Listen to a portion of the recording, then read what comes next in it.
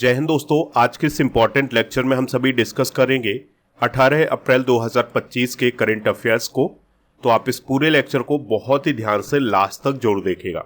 चलिए पहला और इम्पॉर्टेंट क्वेश्चन डिस्कस करते हैं। सैन्य अभ्यास डस्ट लेक का आयोजन कहाँ किया जा रहा है? आंसर हो जाएगा पुणे में। तो महाराष्ट्र के पुणे में एक सैन्य अभ्यास आयोजित किया जा रहा है जिसका नाम है डस्ट लेक।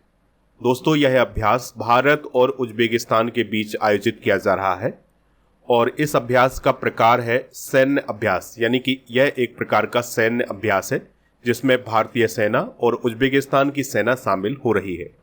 इस बार इसका 6वां संस्करण आयोजित किया जा रहा है और इसका आयोजन होगा 16 से 28 अप्रैल 2025 तक। और आयोजन कहाँ पर हो रहा है? पुणे, महाराष्ट्र में। इसका जो 5वां संस्करण हुआ था 2024 में, वो उज्बेकिस्तान में हुआ था। दोस्तों यह अभ्यास बारी बारी से आयोजित किया जाता है, यानी एक बार ये इंडिया में होता है, फिर अगले बार उज्बेकिस्तान में होता है। तो 2025 में इसका आयोजन इंडिया में किया जा रहा है और इसका फर्स्ट एडिशन हुआ था 2019 में। दोस्तों 2025 में ये जो अभ्यास आयोजित किया जा रहा है, इसका उद्देश्य क्या है? आतंकवादियों द्वारा कब्जा किए गए क्षेत्र की मुक्ति के लिए जवाब देने में भारतीय और उज्बेक बलों के कौशल को निखारना, यानी कि अगर कोई क्षेत्र आतंकवादियों के द्वारा कब्जा में ले लिया जाता है तो उसे किस प्रकार से मुक्त कराया जाए, इसके लिए प्रशिक्षण किया जाएगा इस अभ्यास में।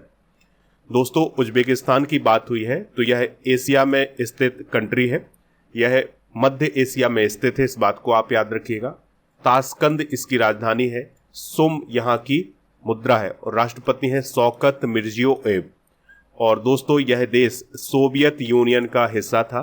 1991 में यह सोवियत संघ से अलग हुआ था।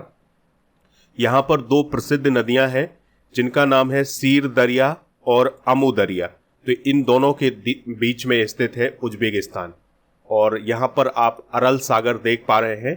तो अरल सागर की भी सीमा उज्बेकिस्तान से लगती है। 2025 के अब तक आयोजित किए गए कुछ प्रमुख अभ्यास डिस्कस करते हैं। तो एकी में समुद्री अभ्यास का आयोजन तंजानिया में किया जा रहा है जिसमें भारतीय नौसेना के साथ अफ्रीकी देश शामिल हुए हैं। इनियोकॉस 2025 अभ्यास का आयोजन ग्रीस में किया गया है। इसमें भारत सहित 15 देश की वायुसेनाएं शामिल हुई हैं। भारत और रूस के बीच में संयुक्त सैन्य अभ्यास इंद्र का 14वां संस्करण 28 मार्च 2025 को बंगाल की खाड़ी में चेन्नई के तट पर आयोजित किया गया है। भारत की तीनों सेनाओं का त्रिसेवा अभ्यास प्रचंड प्रहार का आयोजन अरुणाचल प्रदेश में किया गया है। भारत और फ्रांस के बीच वरुण नौसैनिक अभ्यास 2025 का जो आयोजन है यह अरब सागर में हुआ है और इस बार इसका 23वां संस्करण आयोजित किया गया है। नेक्स्ट क्वेश्चन है, हाल ही में स्वास्थ्य सेवा के लिए ई सेहत ऐप कहाँ लॉन्च किया गया है? तो यह जम्मू कश्मीर में लॉन्च किया गया है। तो ऐप का नाम क्या है? ई सेहत ऐप। इसको लॉन्च किसने किया है? जम्मू कश्मीर के मुख्यमंत्री उमर अब्दुल्ला ने। इसका उद्देश्य क्या है? स्वास्थ्य सेवा संबंधी जरूरत को पूरा करना, यानी कि स्वास्थ्य सेवा संबंधी की जरूरतों को पूरा करने के लिए यह ऐप लॉन्च किया गया है। इसमें अस्पताल सहायता, एम्बुलेंस जानकारी और हेल्पलाइन सेवाएं प्रदान की जाएगी। बात करते हैं जम्मू कश्मीर की। तो दोस्तों जम्मू कश्मीर पुलिस ने अभी हाल ही में ईमेल के जरिए पहली EFIR दर्ज की है। प्रधानमंत्री नरेंद्र मोदी जी ने 13 जनवरी 2025 को जम्मू कश्मीर के सोनमर्ग इलाके में 6.4 किलोमीटर लंबी जेड मोड सुरंग का उद्घाटन किया है। अभी हाल ही में जम्मू उत्तरी रेलवे जोन का 69वां डिवीजन बना है। अमित शाह ने जम्मू कश्मीर एवं लद्दाख थ्रू द एसेज पुस्तक का विमोचन अभी हाल ही में किया है। 26 नवंबर 2024 को जम्मू कश्मीर में 1950 के बाद पहली बार संविधान दिवस मनाया गया है। डल झील में पहली एम्बुलेंस शिकारा चलनी शुरू हो गई है और एशिया की पहली जल परिवहन सेवा उबर शिकारा डल झील में शुरू की गई है। अगला क्वेश्चन डिस्कस करते हैं, इंटरपोल की गवर्नेंस समिति की अध्यक्षता किस देश को प्राप्त हुई है? आंसर हो जाएगा UAE को। तो दोस्तों संयुक्त अरब अमीरात यानी UAE को इंटरपोल गवर्नेंस कमेटी का अध्यक्ष चुना गया है और इसके अध्यक्ष के रूप में चुने गए हैं लेफ्टिनेंट कर्नल दाना हुमैद अल मरजूकी। ठीक है, यहाँ पर आप उन्हें देख भी सकते हैं। और इनका कार्यकाल होगा 2 वर्ष का। बात करते हैं इंटरपोल की, तो इसे इंटरनेशनल क्रिमिनल पुलिस ऑर्गेनाइजेशन बोला जाता है, लेकिन इसे शॉर्ट में इंटरपोल बोला जाता है। इसका उद्देश्य दुनिया भर में पुलिस सहयोग और अपराध नियंत्रण की सुविधा प्रदान करना। कई बार क्या होता है कि एक देश का अपराधी दूसरे देश में चला जाता है, ठीक है, और दूसरे देश से तीसरे देश में चला जाता है, तो ऐसे में मदद कौन करता है? इंटरपोल। तो इसमें जो इसके सदस्य देश होते हैं उनकी जो पुलिस होती है वो आपस में जुड़ी रहती है और एक दूसरे से संपर्क करती है, तो इस प्रकार से सहायता करता है इंटरपोल। इसकी स्थापना 7 सितंबर 1923 को हुई थी। मेंबर है इसके 194। मुख्यालय इसका लियोन फ्रांस में है। वर्तमान में महासचिव हैं वाल्देसी उर्किजा जो कि ब्राज़ील के हैं। इंटरपोल के अध्यक्ष हैं अहमद नासिर अल रईसी जो कि यूएई के हैं। और दोस्तों इसका काम होता है जांच, सहायता, विशेषज्ञता और प्रशिक्षण प्रदान करना। अगले क्वेश्चन की तरफ बढ़ते हैं। भारत की पहली मिसेज ग्लोब इंटरनेशनल कौन बनी है? आंसर हो जाएगा अनुराधा गर्ग।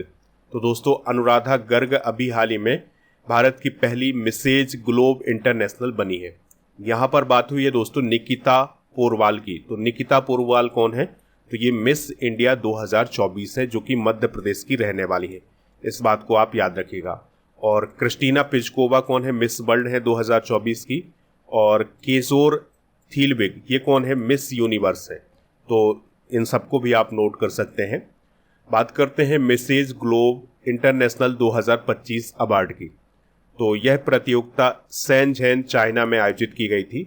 इसमें 80 से ज़्यादा देश शामिल हुए थे और इसमें विजेता किसे घोषित किया गया है? भारत की अनुराधा गर्ग को, ठीक है। और अनुराधा गर्ग के बारे में आपको ये याद रखना है कि वह गुरुग्राम हरियाणा से संबंधित हैं। वह भारत की पहली मिसेज ग्लोब इंटरनेशनल बन गई हैं। वह फाइनेंशियल कंसल्टेंट और एक मॉडल के रूप में कार्य करती हैं। 2024 में उन्होंने मिसेज इंडिया ग्लोब का खिताब जीता था।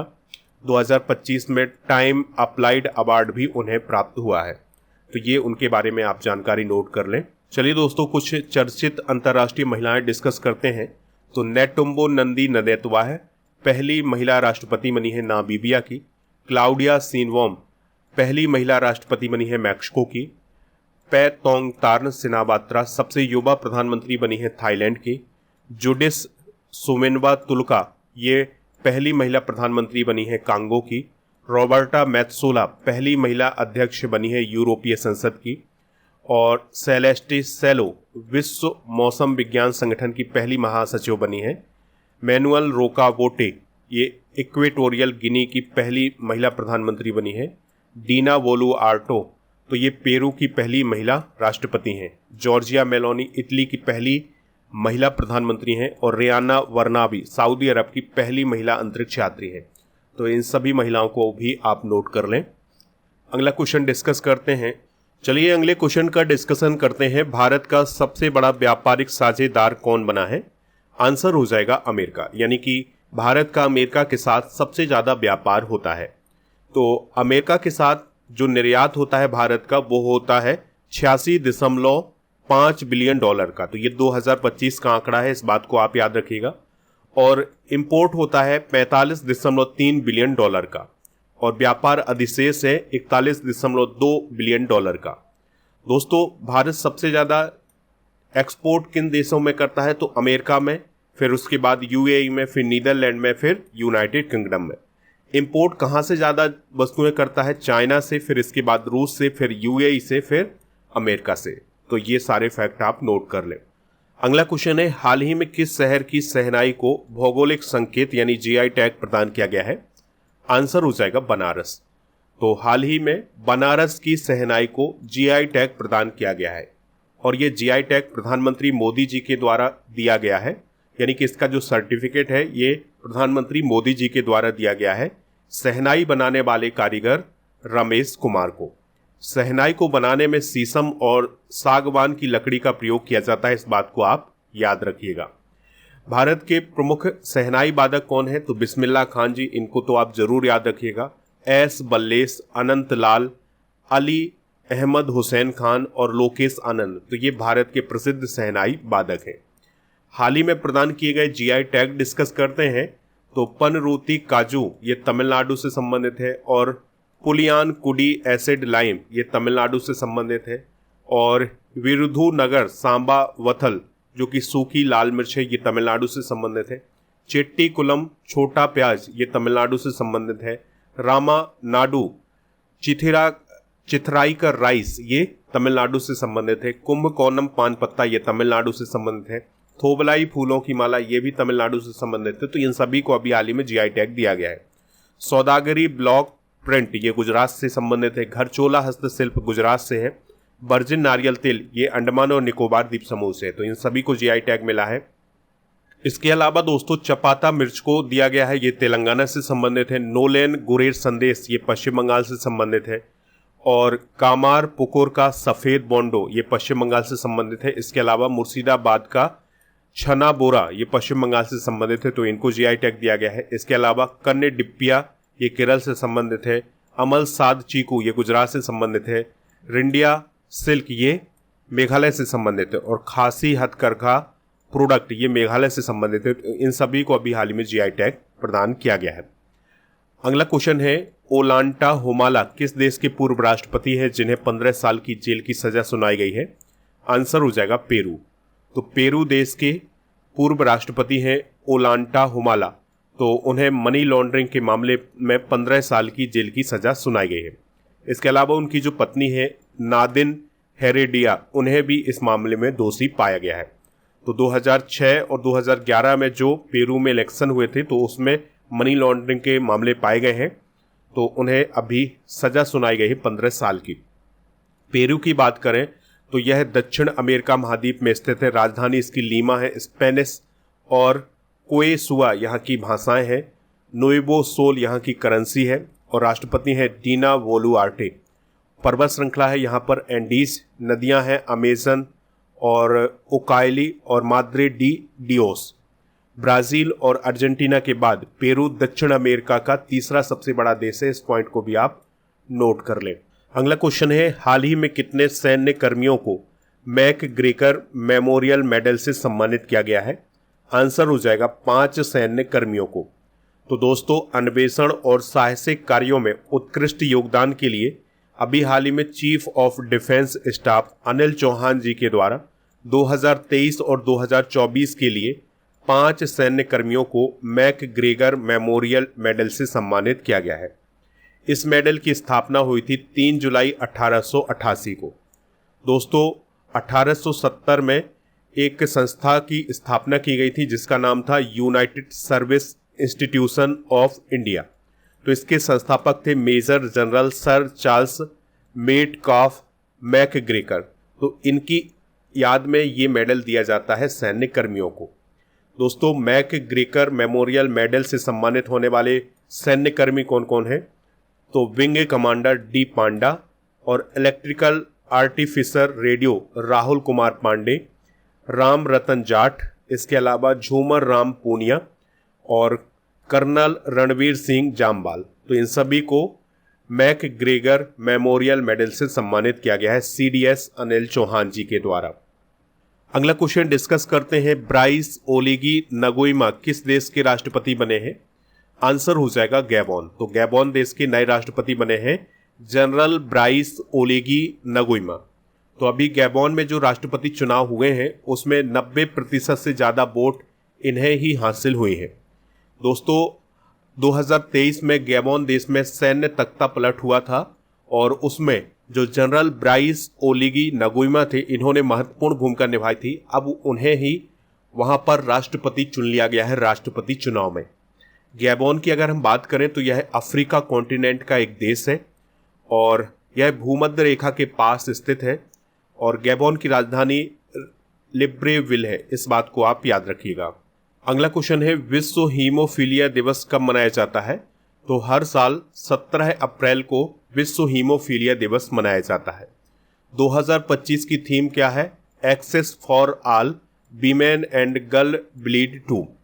दोस्तों हीमोफीलिया एक प्रकार की आनुवांशिक बीमारी है, यानी कि यह एक पीढ़ी से दूसरी पीढ़ी में जाती है, और जब किसी व्यक्ति को हीमोफीलिया हो जाता है तो इसके कारण रक्त का थक्का नहीं जमता है, यानी कि अगर कोई छोटी मोटी भी चोट लग जाती है तो ऐसी स्थिति में भी रक्त का थक्का नहीं बनता है और लगातार ब्लीडिंग होती है।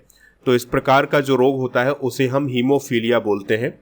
हीमोफीलिया को हम शाही बीमारी भी कहते हैं, क्योंकि यह बीमारी महारानी विक्टोरिया से रूस, स्पेन और जर्मनी के जो राज परिवार थे उनमें भी फैल गई थी। क्योंकि आपको याद रखना है कि हीमोफीलिया को एक जनरेशन से दूसरी जनरेशन में ले जाने के लिए सबसे महत्वपूर्ण होती हैं महिलाएं, यानी महिलाएं इसको एक जनरेशन से दूसरे जनरेशन तक ले जा सकती हैं।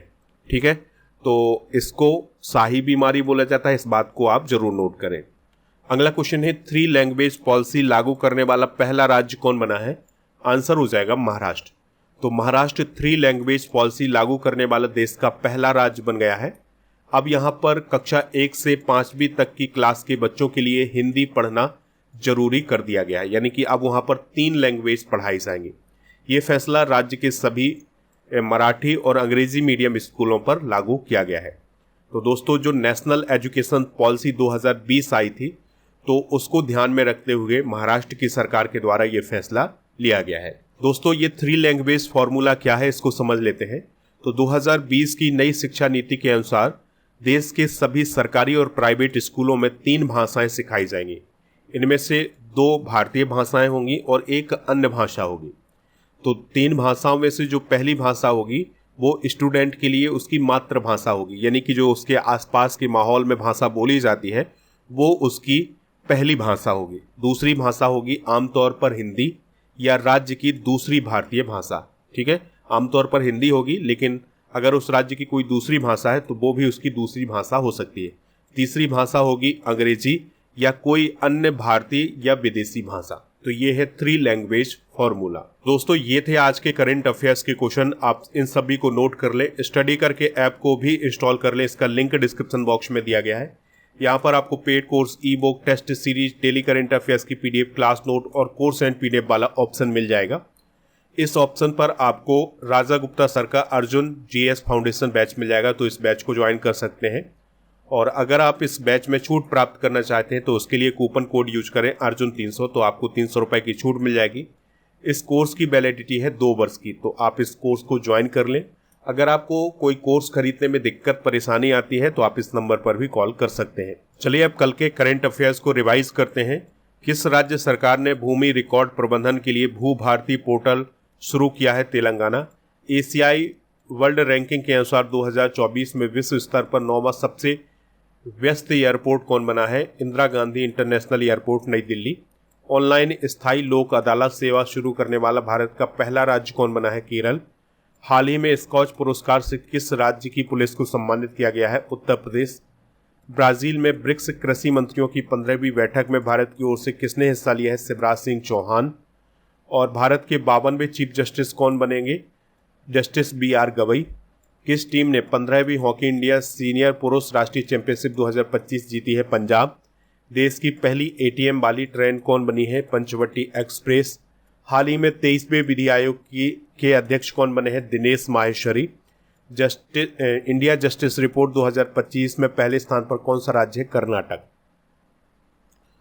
दोस्तों, आज के जनरल नॉलेज के पिटारे में हम तत्वों से संबंधित कुछ प्रमुख जानकारी डिस्कस करेंगे। तो कुल ज्ञात तत्व है 118, प्रकृति में प्राप्त तत्व है 98, कृत्रिम तरीके से निर्मित तत्व है 20, पृथ्वी पर सबसे अधिक मात्रा में पाए जाने वाला तत्व है ऑक्सीजन, पृथ्वी पर सबसे अधिक मात्रा में पाए जाने वाला धातु तत्व है एल्यूमिनियम, सबसे हल्का तत्व है हाइड्रोजन, सबसे भारी तत्व है ऑसीसियम और सबसे हल्की धातु तत्व है लिथियम और द्रव धातु तत्व है पारा, द्रव अधातु तत्व है ब्रोमीन। इसके अलावा विद्युत का सबसे अच्छा सुचालक तत्व है चांदी, विद्युत का सुचालक अधातु है ग्रेफाइट, सबसे अधिक आघात वर्धनीय तत्व है सोना, सबसे अधिक क्रियाशील अधातु तत्व है फ्लोरीन, सबसे अधिक क्रियाशील धातु तत्व है सीजियम, सर्वाधिक आयनन विभव वाला तत्व है हीलियम, न्यूनतम आयनन विभव वाला तत्व है सीजियम। दोस्तों, कल के करंट अफेयर्स में आपसे पूछा गया था कि भारत के 51वें नंबर के चीफ जस्टिस ऑफ इंडिया कौन है? तो वो है संजीव खन्ना जी। तो लगभग सभी लोगों ने इसका आंसर संजीव खन्ना बताया हुआ है। आज आपके लिए क्वेश्चन है, शिलोंग किस राज्य की राजधानी है? जो भी इसका राइट आंसर हो कमेंट बॉक्स में जरूर बताएं, और जिस राज्य की राजधानी हो उस राज्य के बारे में भी आप जानकारी कमेंट बॉक्स में बताएं। दोस्तों, आप हमारे ऐप को इंस्टॉल कर लें, इसका लिंक डिस्क्रिप्शन बॉक्स में दिया गया है। तो ऐप पर ई बुक वाले सेक्शन पर आपको मंथली करेंट अफेयर्स की ई बुक मिल जाएगी, हिंदी इंग्लिश दोनों मीडियम में। 13 महीने के करेंट अफेयर्स और 1800 करेंट अफेयर्स के MCQs की ई बुक मिल जाएगी। ऐप पर जो स्पेशल ऑफर चल रहा है जिसमें आपको मात्र 199 रुपये में 2025 की सभी मंथली करेंट अफेयर्स की ई बुक मिल जाएंगी। तो उसके लिए कूपन कोड यूज करना है पैकेज 100। तो ये कूपन कोड यूज करके यह पैकेज प्राप्त कर सकते हैं। 2024 की ई बुक भी आपको इसी प्रकार मिल जाएगी। ऐप पर 1000 टॉपिक बाय स्टैटिक जीके की PDF और 1 year topic by all current affairs की PDF भी मिल जाएगी। और टेलीग्राम चैनल को ज्वाइन कर लें। टेलीग्राम चैनल का नाम है स्टडी कर ऑफिशियल। दोस्तों, ऐप पर आपको जीके जीएस की ई बुक भी मिल जाएंगी जिसमें साइंस, हिस्ट्री, पॉलिटी इन सभी टॉपिक को कवर किया गया है। तो ये ई बुक भी प्राप्त कर ले।